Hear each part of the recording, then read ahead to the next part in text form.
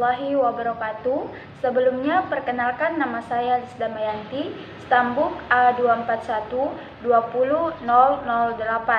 Saya dari kelompok 2, Prodi Pendidikan Fisika kelas B.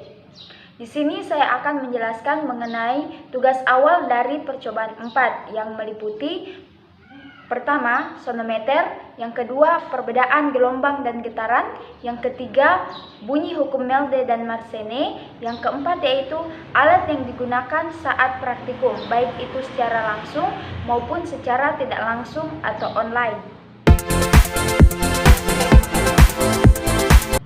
Sonometer adalah alat untuk menyelidiki frekuensi getaran senar. Alat ini terdiri atas sebuah kotak kosong yang berlubang dengan kawat yang ditegangkan di atasnya. Satu ujung kawat diikat dan satu ujung yang lain diberi beban lewat katrol. Jika kawat digetarkan, maka nada yang dihasilkan dapat ditala dengan garpu tala. Dengan demikian, efek dari panjang kawat dan tegangan atau beban dapat diselidiki.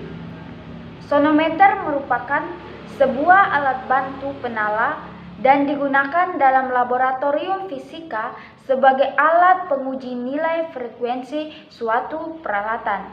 Misalnya, frekuensi sebuah dawai yang ditarik. Sonometer adalah alat untuk menunjukkan hubungan antara frekuensi suara yang dihasilkan oleh dawai yang dipetik dan tegangan, panjang dan massa per satuan panjang dari dawai. Hubungan ini biasanya disebut dengan hukum Mersenne. Untuk amplitudo getaran kecil, frekuensi sebanding dengan yang pertama yaitu akar kuadrat dari tegangan dawai, yang kedua kebalikan dari akar kuadrat dari massa jenis, yang ketiga kebalikan dari panjang dawai. Selanjutnya yaitu perbedaan antara gelombang dan getaran. Adapun perbedaan gelombang dan getaran yaitu gelombang merupakan getaran yang merambat melalui medium tertentu atau gelombang bergerak dalam ruangan, sedangkan getaran tidak merambat atau terlokalisasi. Yang pertama yaitu hukum Mersenne. Adapun bunyi hukum Mersenne yang pertama, semakin panjang jarak tumpuan senar, frekuensi senar makin rendah. Dengan demikian, frekuensi senar berbanding terbalik dengan panjang tumpuan senar. Yang kedua, semakin besar luas penampang senar, frekuensi senar makin rendah, sehingga frekuensi senar berbanding terbalik dengan akar luas penampang senar. Yang ketiga, semakin besar tegangan senar, frekuensi senar semakin besar.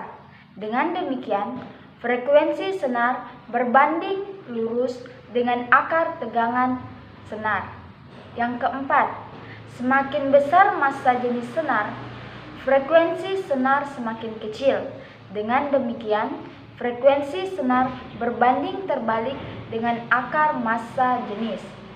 Adapun rumus hukum Mersenne yaitu F sama dengan 1/2 akar F per rho kali A, atau F sama dengan 1/2 kali L kali akar F kali L per M, di mana F sama dengan frekuensi senar, L sama dengan panjang senar, A sama dengan luas penampang, F sama dengan gaya tegangan, dan rho sama dengan massa jenis senar. Yang kedua yaitu hukum Melde.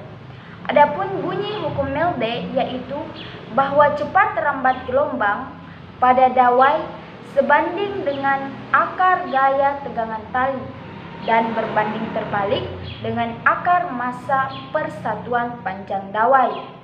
Adapun rumus hukum Melde yaitu V sama dengan akar F per nu, di mana V sama dengan cepat rambat tali, F sama dengan gaya tegangan, nu sama dengan massa per satuan panjang dawai. Baik, selanjutnya saya akan menjelaskan lagi alat dan bahan yang digunakan saat praktikum ini. Yang pertama, alat dan bahan yang digunakan saat praktikum langsung. Pertama, satu set alat senometer yang berfungsi untuk menyelidiki frekuensi getaran senar. Yang kedua, 3 jenis senar berukuran sama. Ketiga, 3 buah garpu tala yang berfungsi untuk menala alat senometer dengan frekuensi yang berbeda. Yang keempat, 3 buah beban berfungsi untuk memberikan beban pada ujung kawat.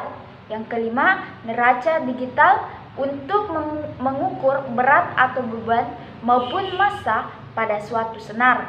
Yang keenam, penggaris berfungsi untuk mengukur panjang senar. Yang ketujuh, gunting untuk menggunting senar yang telah diukur. Kedelapan, alat tulis yang berfungsi untuk mencatat data hasil percobaan. Selanjutnya yang kedua yaitu alat dan bahan yang digunakan saat praktikum secara tidak langsung atau online. Yang pertama yaitu laptop yang berfungsi untuk mengunduh atau menginstal aplikasi Virtual Physical Laboratory atau biasa disingkat dengan VPL. Yang kedua, aplikasi Virtual Physical Laboratory atau VPL.